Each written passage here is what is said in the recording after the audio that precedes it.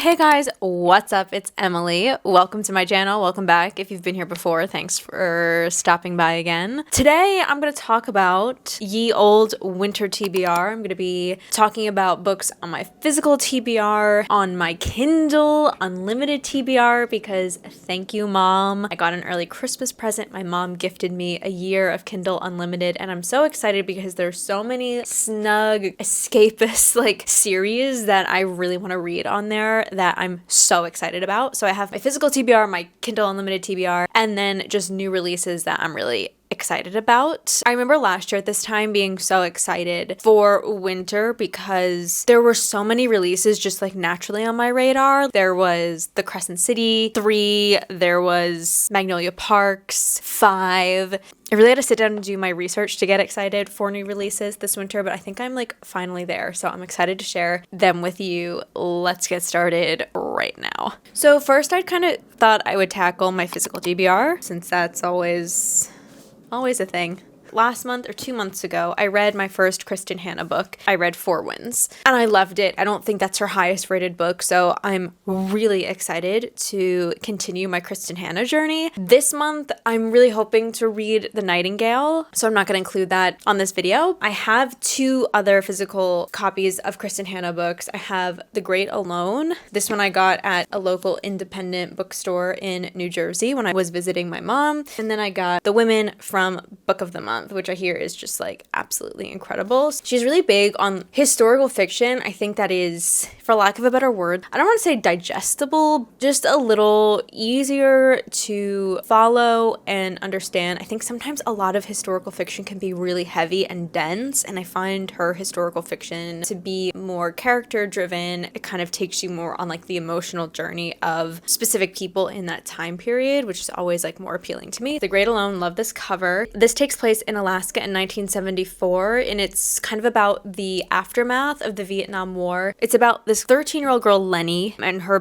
parents, I guess, and her dad. He's come home from the Vietnam War, and he's changed, and they've found a small independent community of strong men and even stronger women. Winter's approaching, darkness is descending, her dad's mental state is deteriorating. It's kind of like a family drama, it sounds set in this specific time period and circumstance. I'm gonna try to read this before the absolute harrowing months of winter just because it actually sounds really depressing. Maybe I'll try to read this beginning of December. We'll see. And then the women here. Women can be heroes. When 20-year-old nursing student Frankie, hears these words, it's a revelation. Raised in the sun-drenched, idyllic world of Southern California and sheltered by her conservative parents, she has always prided herself on doing the right thing. But in 1965, the world is changing and she suddenly dares herself to imagine a different future. When her brother ships out to serve in Vietnam, she follows in his path as an army nurse. Sorry, my memory card just filled up and I had to reset. Okay, as green and inexperienced as the men sent to Vietnam to fight, Frankie is overwhelmed by the chaos and destruction of war. Each day is a gamble of life and death, hope and betrayal. Friendships run deep and can be shattered in an instant. In war, she meets and becomes one of the lucky, the brave, the broken, and the lost. But the war is just the beginning for Frankie and her veteran friends. The real battle lies in coming home to a changed and divided America, to angry protesters, and to a country that wants to forget Vietnam. Yeah, so it looks like both of these books are centered around the Vietnam War, which is really interesting, and it's something that I definitely want to learn more about, so I'm excited to read both of these. I also wanted to read Firefly Lane, maybe January, February. I did watch the TV show, I think just season 1 of it. I don't really remember what happens. It does seem like a cozy, but also dramatic winter read, so I thought I would read it after I finished reading the other super popular Kristen Hanna books. It's a story about 2 women and the friendship that becomes the bulkhead of their lives. It's one is this famous kind of talk show host, I think, spanning more than 3 decades and playing out across the ever-changing face of the Pacific Northwest, which I was just in and love. Firefly Lane is a powerful story of 2 women and the friendship, that becomes the bulkhead of their lives. So yeah, I will also check that out. Another series I've been waiting for winter, as per my friend Rose's recommendation, is Outlander. This is kind of like a time travel romance that comes very highly recommended by like so many people. So I thought I'd give the first book a try. It's a pretty long series. Like each book is pretty thick. If I am really into it, I will absolutely continue it. It looks like it goes back and forth between the Scottish Highlands in 1945 and Scotland in 1743. And it's like this woman, I believe she kind of is like in a love triangle, but in different time periods. Yeah, that feels right. I'm excited to read this, and I do eventually want to watch the series as well. There's just so many books and so many TV shows. It's so hard to keep up with. But yeah, if you've read this and love it, let me know. And then, oh my gosh, these guys have been on my list for so long. The Six of Crows duology. I actually got these last Christmas, so I've had them on my cart for almost a year. It's basically like a heist duology. I believe it's like pretty fast moving. I don't know, it just feels wintry to me. I don't know. Sometimes I can't explain it. I mean, even the cover kind of looks a little wintry. Am I totally just making shit up right now? This comes really highly recommended. I know the Shadow and Bone trilogy comes like chronologically before this, and they are also standalone, like this duology and the Shadow and Bone trilogy, but this one just comes like way more recommended, so I wanted to try this first. So maybe this feels kind of like a January read to me. Next, a book that my friend Nate got for me is The Three Body Problem. Reading these sort of like science fiction-y books, and even like science fiction TV shows, like watching The Last of Us, for example, I just associate that with winter. Again, I'm not entirely sure why that is. It feels a little dense, like too dense for summer in a way. Like summer's like very light and breezy, and winter is like where we really like get into it. A lot of people speak very highly about this. It's coming to Netflix. There's 3 seasons of this on Netflix. It's written in 2006. Set against the backdrop of China's Cultural Revolution, a secret military project sends signals to space to establish contact with aliens. An alien civilization on the brink of destruction captures the signal and plans to invade Earth. Meanwhile, on Earth, different camps start forming, planning to either welcome the superior beings and help them take over a world seen as corrupt, or to fight against the invasion. The result is a science fiction masterpiece of enormous scope and vision. I don't know. I feel like I might need to like escape stories like this come like January. If I'm feeling emotionally up for it, I really do want to read this because everyone says it's so good. I feel like science fiction, I don't read a ton of science fiction, so I think it would be good for me as a person. Next, I have Beartown, Frederick Bachman. I read A Man Called, I believe in the audiobook they pronounced it Uwe. So I read that book earlier this month, and it was so snug, and I really loved it. My mom really loves this book. She actually got it for Jean-Luc, my fiance, but he has not read it yet. So I think I'm just going to read it. A tiny community deep in the forest, Beartown hasn't been the best at anything in a long time. But down by the lake stands an old ice rink. And in that ice rink, Kevin, Amat, Benji, and the rest of the town's junior ice hockey team are about to compete in the national semifinals, and they actually have a shot at winning. All the hopes and dreams of this place now rest on the shoulders of a handful of teenage boys. Under that heavy burden, the semifinal match becomes the catalyst for a violent act that will leave a young girl traumatized and a town in turmoil. Oh no. This is a story about a town and a game, but even more about loyalty, commitment, and the responsibilities of friendship, the people we disappoint even though we love them, and the decisions we make every day that come to define us. In this story of a small forest town, we have found the entire world. Ice hockey, community in the forest, winter. I also wanted to get into my putting on a silk robe and a record, getting a glass of red wine, and reading Valley of the Dolls. That's what I want to do this winter. That is definitely the vibe I'm going for. Valley of the Dolls, actually, as I mentioned, I think when I hauled this book, I watched the movie a long time ago, like 10 years ago. Judy Garland, who is like the queen of everything in my eyes, was cast in this movie, but then she didn't end up doing it. So I was just curious to see what the scoop was of the finished product. At a time when women were destined to become housewives, Jacqueline Suzanne, I think that's how you say her name, let us dream. This is the 50th anniversary edition. Also, the original cover of this book is so much nicer, but they just didn't have it, so I settled for this one. Anne, Neely, and Jennifer are ambitious young women in New York City who become best friends as they struggle to make their mark. Eventually, they climb their way to the top of the entertainment industry, only to find that there's no place left to go but down into the Valley of the Dolls. I love stuff about, like, people going mad in the entertainment industry. I don't know what's wrong with me. Like, I don't know what that says about me, but I eat that up. I love it so much. And it's an all-time pop culture classic, a pioneering work that tackled women's rights, gay rights, drug addiction, and the male literary establishment with singular flair. I mean, let's go. Let's go. This one I feel like I'm gonna really, like, drag out and just, like, chew on. Yeah.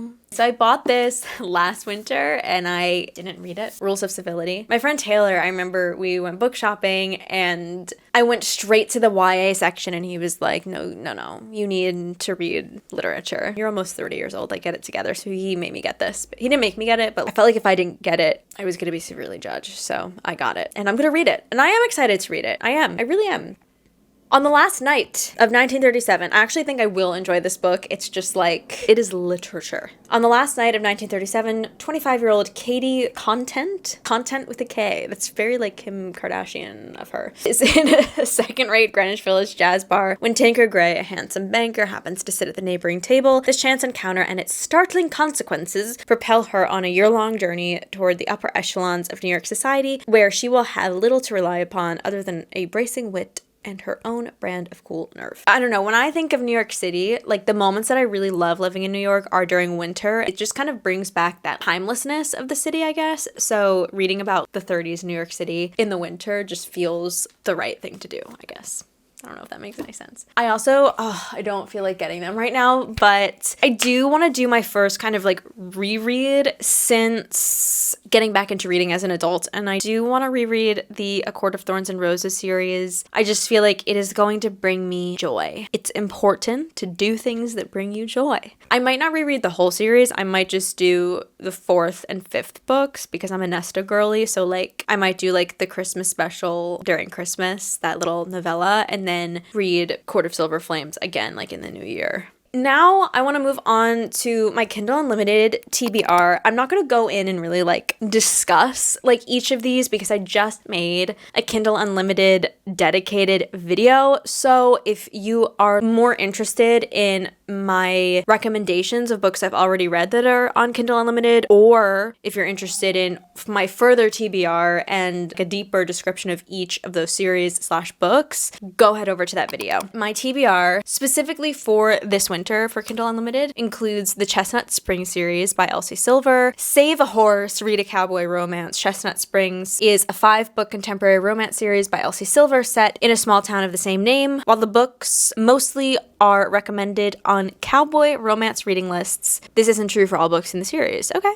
I read the first 2 books of Rose Hill this past year, which is her newest series, and loved them. A lot of people say they're her 2 best books yet, but I think I do want to go back and give at least Chestnut Springs a try and then maybe go further. I know she has like one other series, I think. Another one I want to read is the Dreamland Billionaire series. These are just like in this category that I have in my head of romance series that I haven't read yet that I feel like are amazing for winter, because like a lot of the books in my physical TBR are a little bit more serious, like a little dark, a little dense, and I think it's so important, especially during the winter, especially during this winter, to read books that are like fluffy. I love to give myself some fluff. It's so important.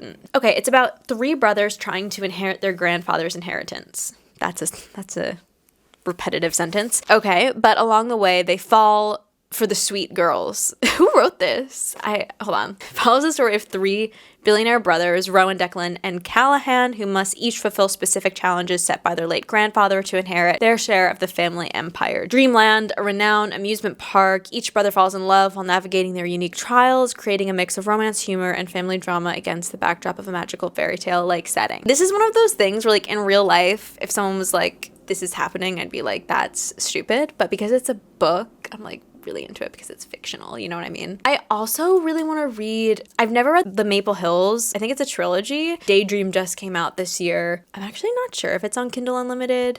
Okay, the series is not on Kindle Unlimited, but I still want to read it, and I don't have a physical copy of it, and it's not a new release. So that's that. This is a TikTok sensation. Sparks fly when a competitive figure skater and hockey team captain are forced to share a rink. Another book on my TBR for Kindle Unlimited is If We Were Villains. As a theater kid in recovery, but not really in recovery because Wicked's coming out and like we're all just regressing like so hard. I'll just read this one. I don't think I talked about this one in Kindle Unlimited. I'm not sure. I'll just read it. On the day Oliver Marks is released from jail, the man who put him there is waiting at the door. Detective Colburn wants to know the truth, and after 10 years, Oliver is finally ready to tell it. A decade ago, Oliver is one of 7 young Shakespearean actors at this conservatory laboratory, a place of keen ambition and fierce competition. In the secluded world of firelight and leather-bound books, Oliver and his friends play the same roles on stage and off: hero, villain, tyrant, temptress, ingenue, extras. But in their fourth and final year, good-natured rivalries turn ugly, and in opening night, real violence invades the students' world of make-believe.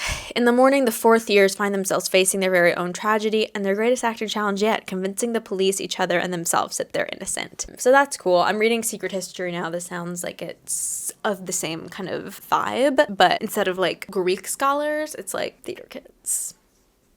I also would like to read The Christmas Tree Farm. It is the third book of the Dream Harbor series. This is the two like very popular books this fall. Pumpkin Spice Cafe and The Cinnamon Bun Bookstore. Read both of them. They were like solid 3-star quick reads, which sometimes you just really need like that. Like sometimes in life when you need to like put on a Hallmark movie to like make yourself feel like it's not all that high stakes, sometimes you need like a good 3-star romance to just like cleanse yourself with. So I plan to be doing that with The Christmas Tree Farm. This is not on Kindle Unlimited, but it is only $5 on Kindle, so that's great. This one is about Kira and Bennett. I truly don't remember these characters from the first 2 books, but I'm sure it will be great. It takes place in a small town, and so far each book has been like the owner of or like the manager of like one of the shops. So it's like the Pumpkin Spice Cafe is this young woman who just inherited the cafe from her aunt. The Cinnamon Bun Bookstore is about this young woman who is like the manager of the bookstore. So I guess this is about the people that run the Christmas Tree Farm, and she apparently hates Christmas, which is unfortunate because she just purchased the Christmas Tree Farm. Drama, conflict. And then the last on my Kindle Unlimited that I want to read is Crowns of Nixia. First book is The Serpent and the Wings of the Night. Very, very popular trilogy. The third book, I think, recently came out. All 3 of them are on Kindle Unlimited. I think it's like a fantasy romance. Again, I talk about it more in the other video. So those are all my Kindle Unlimited books / like books that aren't on my physical TBR that I want to read. Now I want to talk about a few new releases this winter. The first actually came out today, so it's technically an autumn release, but I have to mention it because it's very important to me, and that is Sharons Memoir, narrated by Cher and Stephanie J. Block. I'm gonna cry.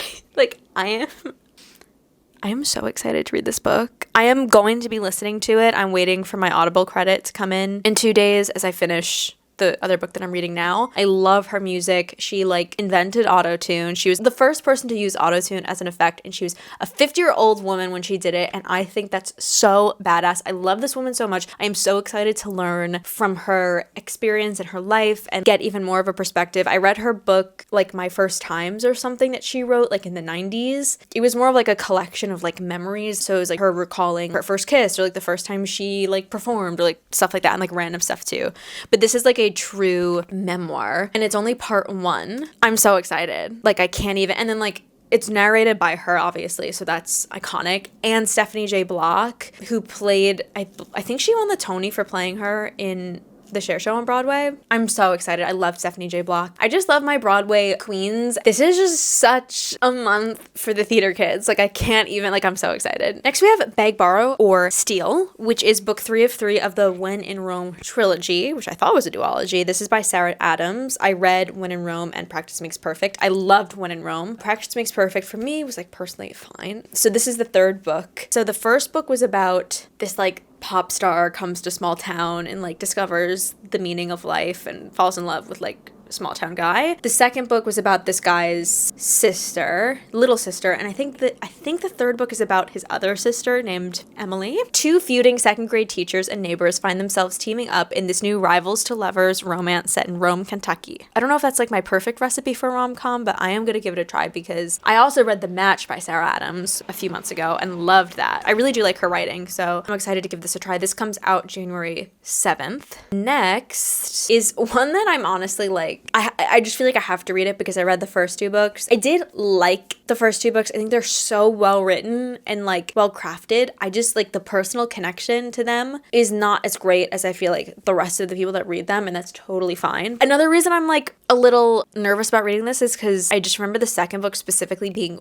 really detailed in the world building, and I don't feel like I remember any of it. But maybe I could like watch one of those like refresher videos or like read a refresher summary or something before I read it. It's the third book of the Fourth Wing series. I have no idea. I have no idea how to say this. When I see that, I say oinks, but I fear that is incorrect. But you see it here on the screen, so your guess is as good as mine. Let me know. It's basically, if you're unaware, Fourth Wing came out, I think Fourth Wing and Iron Flame both came out in 2023. This book is coming out January 21st, and I think this is the last book. I think it's just going to be a trilogy. It's very much like dragon riding, people rising up in a rebellion against their authoritarian leaders. So excited to read this in January.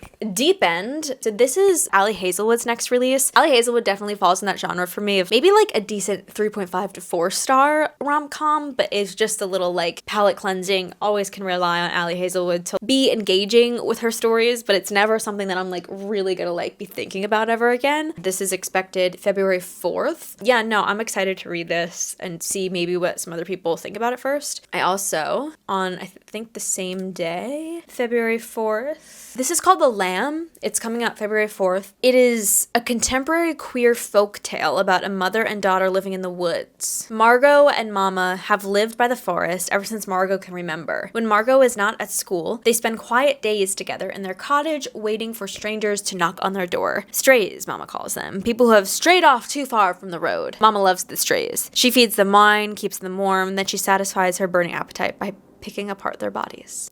But Mama's want is stronger than her hunger sometimes, and when a beautiful white-toothed stray named Eden turns up in the heart of a snowstorm, Margot must confront the shifting dynamics of her family, untangle her own desires, and make her bid for freedom. It's a gothic coming-of-age tale. It's a debut from Lucy Rose. It's an exploration of how women swallow their anger, desire, and animal instincts, and wrings the relationship between mother and daughter until blood drips from it. Wow. Yeah, this is definitely like a little outside of what I normally read. Gothic is not something I typically gravitate towards, which is odd, being a witch. And I think at this time I'll probably be wanting to read a book about female rage. This cover is art. Okay, next is this book by Jojo Moyes. I think that's how you say it. I read In Someone Else's Shoes by her, and I DNF'd when I was very young, so I probably wouldn't today. Me Before You, which was that movie with Emilia Clarke. Anyway, she's coming out with a new book. It's expected February 11th. It's called We All Live Here. Lila Kennedy has a lot on her plate: a broken marriage, 2 wayward daughters, a house that is falling apart, and an elderly stepfather who seems to have quietly moved in. Her career is in free fall, and her love life is ... complicated. So when her real dad, a man she has barely seen since he ran off to Hollywood 35 years ago, suddenly appears on her doorstep, it feels like the final straw. But it turns out, even the family you thought you could never forgive might have something to teach about love and what it actually means to be family. Next, I'm really excited. This comes out March 4th, which is still winter, okay. It's called Promise Me Sunshine by Cara Baston. Again, please let me know how to read. She wrote Ready or Not, I believe, which was such a big book this year, and I loved it so much, so unexpected. Literally, it's about this woman who unexpectedly and unplannedly gets pregnant, and I remember reading the description being like, this sounds like something I do not want to read. This sounds stressful. Like, I do not want to be in this world. It was just so beautifully written. Like, all of the characters were so three-dimensional, and it really just, like, tackled, like, complex relationship dynamics in a beautiful way, and I loved it so much, so I will literally read anything she writes next. Grieving the loss of her best friend, a young woman's life is turned upside down when she meets a grumpy stranger who swears he can help her live again in this heartwarming, slow burn romance by the author of Ready or Not. Definitely seems a little heavier, perhaps, than ready or not, but I'm excited. I'm very excited for that. And then, I'm also super excited for this. Speaking of Elsie Silver, the third book in the Rose Hill series, Wildside, is coming out on March 4th. Wild Eyes is my favorite. That will probably end up being my favorite in the trilogy just because it has that like famous singer comes to small town and rediscovers the meaning of life trope, which I eat up so much. I loved that book. The first one, Wild Love. That one was like cool, that was good, but like Wild Eyes, I loved it so much. This one is called Wildside, and it's about these other two characters that you see in like both of the books. I feel like this is the lowest key spoiler alert in the summary, which I kind of just feel like I spoiled for myself in a way. Like I was wondering what this dynamic was between these two characters, and this summary gives it away. So I'm not going to read the summary. Read the other two books first, and then come back for this one. I'm really excited about this one. I love the series. Anyway, so that's it. All of those books. My winter TBR. I think winter, especially like I live in New York City. I say this in every video. I'm like, I live in New York City, and winter is harrowing. There's no sunlight and it's bleak. That's me in like every video I make about winter reading, but it's true. Summer and like fall are sometimes the months where I kind of like challenge myself and push myself to read books that maybe are a little dense or whatever. I just think that winter overall, I shared a variety of books here. My goal this winter is self-care. What does that mean? Probably more mood reading than usual. Comment if you are also excited for any of these, if you've read any of the ones that have been out and what you thought. If there's any I should skip, let me know, or there's any that like I have to read, let me know. I hope you're all doing okay. I hope you have a lovely weekend. I will see you in the next one. I'll see you next week. Have a lovely weekend, and I'll talk to you soon.